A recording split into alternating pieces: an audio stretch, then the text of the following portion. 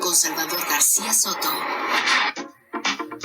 Bueno, el fin de semana se generó tremenda polémica por una ley que aprobaron en Puebla, una ley de educación, ciertas modificaciones que le introdujeron a la ley de educación del Estado. La aprobó el viernes en una sesión virtual el Congreso del Estado, de mayoría morenista, y el sábado el Heraldo de México ya consignaba que el gobierno de Puebla se apropiaba o se quería apropiar de los colegios privados.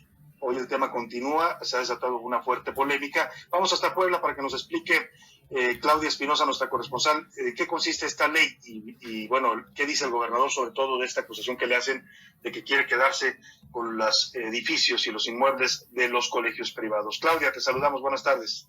Así, Salvador, te saludo con gusto aquí a todos los amigos del Heraldo Media Group. Justo como lo comentas, pues tras la aprobación de esta ley de educación en Puebla, que tenía que realizarse para equipararse con la ley de educación federal, pues se ha desatado una serie de polémicas. Y es que el consorcio universitario integrado por las principales instituciones de educación privada de carácter universitaria, pues se pronunciaron en contra, sobre todo por temas como el artículo 105, también el artículo 122, donde se establecen ciertas reglamentaciones que implicarían que los bienes muebles e inmuebles pues se sumen al sistema estatal de educación y también a la forma en cómo deberían ser establecidos ciertos programas académicos. Además, se están planteando sanciones que van desde los 440,000 a los 800,000 pesos por alguna serie de irregularidades. La explicación que da el consorcio es que no son totalmente claros estos artículos y podría prestarse a malas interpretaciones. Este día, el gobernador del estado, Miguel Barbosa Huerta, pues señaló que el artículo 105, que fue uno de los que más ha causado controversia, es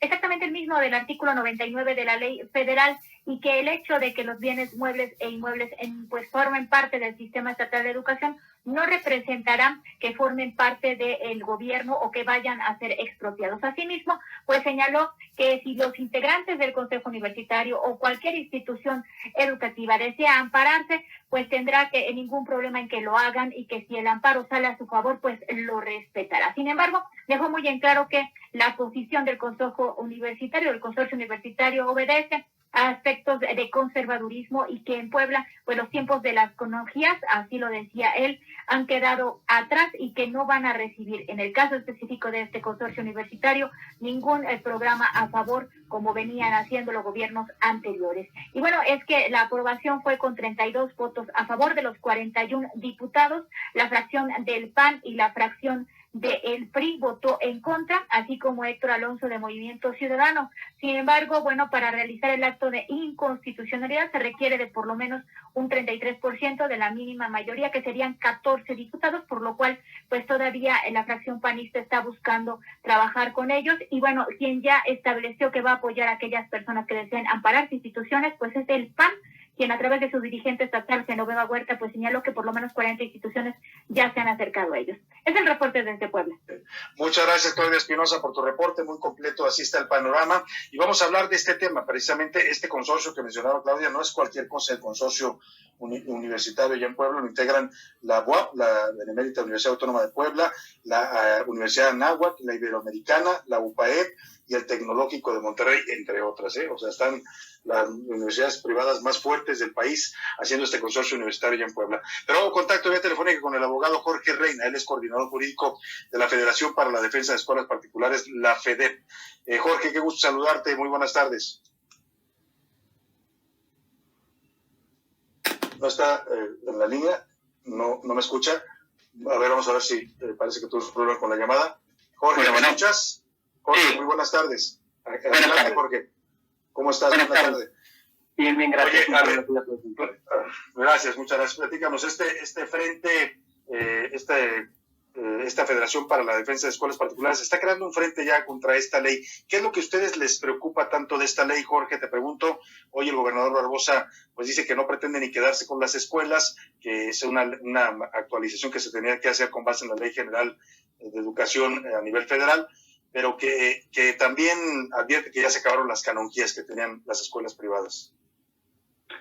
Mira, la verdadera gravedad radica en que, si bien es cierto, el gobierno no se está quedando con la propiedad de los inmuebles, sí, definitivamente esta ley, y por supuesto la ley federal, la Ley General de Educación, contempla una serie de disposiciones inconstitucionales que son muy graves para las escuelas, porque les están privando de esa autonomía que por definición las distingue respecto de las escuelas públicas, ¿no? El simple hecho de decir que ahora la Secretaría de Educación Pública pueda regular toda la materia de los inmuebles, incluyendo un tema de si tienen que reforzarse o qué disposiciones técnicas tienen que cumplir, más allá de lo que marcan las Secretarías de Desarrollo Urbano locales o los reglamentos de construcciones, es evidentemente absurdo. No le compete eso a la Secretaría de Educación Pública. No tiene la Secretaría por qué ponerse a regular inmuebles que inclusive muchas veces ni siquiera son de las escuelas los están rentando. Pero le da una injerencia, una carta abierta a la Secretaría para que pueda controlar en todo lo que quiera todo el aspecto de los derechos, los muebles y los inmuebles de los colegios. Eso nunca antes había sucedido. Eso no había sucedido, pero esto viene desde el nivel federal y ahora se actualiza en Puebla, ¿no? Es correcto. Lo verdaderamente grave de esto es que esto se generó el 30 de septiembre de 2019 con la publicación de la Ley General de Educación, que entró en vigor el 1 de octubre. Y esa ley, dentro de sus transitorios, obliga a las 32 entidades federativas a reformar sus leyes dentro de los 180 días hábiles siguientes para adecuarlas a la ley federal. Ahorita la noticia fue Puebla, pero en realidad 3 días antes de que saliera la ley de Puebla salió la ley de Jalisco. Hoy salió la ley de Aguascalientes y seguirán saliendo las mismas leyes en todos los estados de la República con las mismas disposiciones inconstitucionales. En su momento la Federación... Sí, te escucho, Jorge. Perdón, te decía, en su momento la Federación interpuso el amparo en contra de la ley federal a nombre de sus colegios afiliados. Ahorita ya está trabajando en el amparo contra la ley de Puebla y por supuesto irá trabajando con cada una de las entidades federativas o con cada colegios particulares. Claro, te decía yo que veía que el consorcio universitario, también que es parte del frente que ustedes están encabezando, uniéndose para combatir estas leyes, hablaba ello de que la ley sí les da, o sea, le da este control, como dices tú, absoluto al Estado, tanto a la Federación como a los estados de la República sobre las escuelas y colegios privados, pero no les reconoce ningún derecho a los dueños de las escuelas privadas. Claro, lo más grave de la ley, en realidad, si lo tuviera que resumir en una idea muy sencilla, sería que quieren homologar a las escuelas particulares con las escuelas públicas. Nada más que están dejando a un lado el hecho de que las escuelas particulares, son personas morales que también tienen derechos, que no tienen por qué ser equiparados al Estado, porque el Estado no les da recursos, pero les impone las mismas obligaciones y en muchas ocasiones obligaciones adicionales. Tenemos muchos colegios que realmente sufren un acoso muy fuerte por parte de autoridades porque no cumplen con el grosor de las puertas que ellos quieren y les falta medio centímetro, y no estoy exagerando, pero hay escuelas públicas que ni siquiera tienen lavados y esas sí están bien, ¿no? Entonces es un absurdo. Ahora, Jorge, para que quede claro, ustedes no están en contra del control académico, que esa rectoría de la educación, dice la Constitución, sí le corresponde al Estado. En esa parte no tienen problema. El problema es cuando les trasladan una serie de obligaciones y de controles que, como dices tú, transgreden sus derechos como personas, como contribuyentes, pues, ¿no? Sí, exactamente. No, claro que no. El tema de la excelencia académica y de la mejora de las escuelas siempre es bienvenido. Yo creo que todas las instituciones particulares lo celebran y al final del día es parte de la competencia, de la sana competencia que se genera entre ellas. Pero en el momento en que la autoridad nos pretende decir a los colegios, como ya ha pasado, no puedes correr a ningún alumno por ningún motivo, no le puedes negar el pase de año, no lo puedes sacar de la escuela, aun cuando no pague colegiaturas, no importa, tú no lo puedes suspender. Bueno, pues entonces, ¿dónde dejamos a las escuelas particulares, no? En el momento en que les pedimos cosas que ni siquiera las públicas cumplen, pero sin aportarles recursos, pues estamos asfixiando a las escuelas. Así es, ¿van a proceder legalmente con algún tipo, nos decías ya la vía del amparo, hay quienes hablan de controversia constitucional, ¿se podría buscar algún ente que pudiera presentarla? Yo creo que son dos vías totalmente diferentes. Es muy interesante lo que están hablando algunos partidos políticos de iniciar algún tipo de controversia constitucional. Sinceramente no estoy muy seguro de que tanto proceda por la naturaleza de la ley, porque además al final del día la Constitución sí le otorga a la Federación la facultad de emitir el tipo de normas, claro. Pero independientemente de eso, la ley, tanto la federal como las estatales, contienen muchas disposiciones inconstitucionales que nosotros atacaremos en cada uno de sus puntos relevantes para defensa de todos los colegios que se afilien.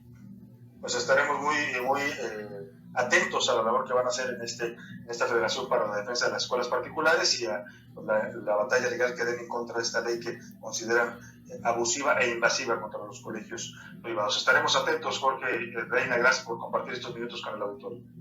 Gracias por tu tiempo. Muy buenas tardes. Es el abogado Jorge Reina y es el coordinador jurídico de esta Federación para la Defensa de Escuelas Particulares. Pues están en su derecho, la ley sí, de verdad que les impone muchas obligaciones y pocos derechos. Eso es lo que se quejan ellos, no en el tema académico, ahí están totalmente de acuerdo en seguir las normas de la SEP, pero ya cuando les dicen, oye, tienes que hacer esto y a fuerzas tienes que hacer esto y además tienes que hacer esto, pues no les parece, porque el gobierno no les da recursos a ellos, son entes privados, pues, ¿no? Y ellos se autofinancian con sus cuotas. En fin, vamos a seguir de cerca este tema, un tema polémico sin duda alguna. Es la pregunta que le hicimos el día de hoy para que usted participe.